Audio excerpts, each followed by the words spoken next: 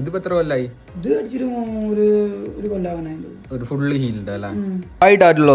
നമ്മളെ സ്റ്റുഡിയോയിൽ നിന്ന് ഒരു ക്ലയൻറ്റ് വന്ന് അത് ഒരു ഡിസൈൻ കാണിക്കാൻ വന്നു, ഇത് ഡള്ളായിട്ടുണ്ട് ബ്രോന്ന്. അപ്പോൾ എത്ര ദിവസമായി ചെയ്തിരുന്നു ചോദിച്ചപ്പോൾ ഏകദേശം ഒരു 40 days ആയിട്ടുണ്ടെന്ന് പറഞ്ഞു. അപ്പോൾ ഹീലായിട്ടുണ്ട്. അപ്പോൾ ഞാൻ നോക്കിയപ്പോൾ ഇത് ടച്ചപ്പ് വേണ്ടി വരും, മുന്നേ ചെയ്ത വർക്കും എനിക്ക് കാണിച്ചു തന്ന്. അപ്പോൾ ഇതാണ് എല്ലാ സ്റ്റുഡിയോയിലും ഉള്ള അവസ്ഥ.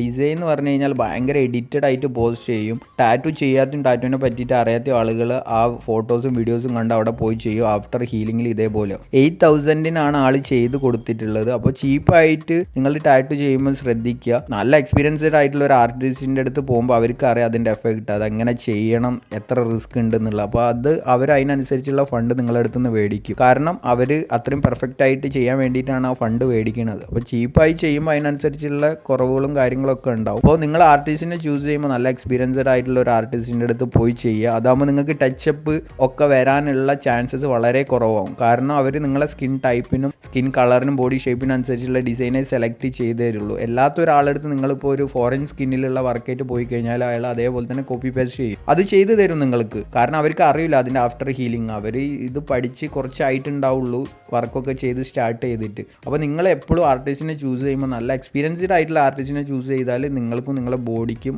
അത് ഏറെക്കുറെ ബെറ്റർ ആയിരിക്കും.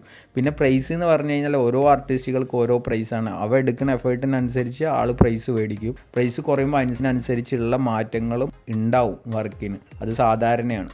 നമ്മളും സ്റ്റാർട്ടിങ്ങിൽ ടാറ്റു ചെയ്യുന്ന സമയത്ത് കുറേ ഫോൾട്ടുകൾ ഉണ്ടായിട്ടുണ്ട്. ഇപ്പോൾ ഒരു 10-15 വർഷമായി ഈ ഒരു ഫീൽഡിൽ. അപ്പോൾ ആഫ്റ്റർ ഹീലിംഗും കുറേ സ്കിന്നിനെ പറ്റിയിട്ട് നമ്മൾ പഠിച്ചതും സ്കിന്നിൽ ടൈപ്പിൽ വർക്ക് ചെയ്തിട്ടൊക്കെ നമുക്ക് എക്സ്പീരിയൻസ് ആയി. ഇപ്പോൾ നമുക്ക് ഒരു സ്കിന്ന് കണ്ടു കഴിഞ്ഞാൽ അതിൽ സജസ്റ്റ് ചെയ്ത് കൊടുക്കാനും അങ്ങനെയൊക്കെ പറ്റും. പക്ഷേ ചില സ്കിന്നിൽ ഏത് എക്സ്പീരിയൻസ് ആയിട്ടുള്ള ആർട്ടിസ്റ്റ് ചെയ്ത് കഴിഞ്ഞാലും അത് ഫെയ്ഡ് കാര്യങ്ങളൊക്കെ വരും. അതോരോ സ്കിൻ ടൈപ്പിനനുസരിച്ചാണ് ടാറ്റുവിൻ്റെ റിസൾട്ടും കാര്യങ്ങളൊക്കെ വരുന്നത്.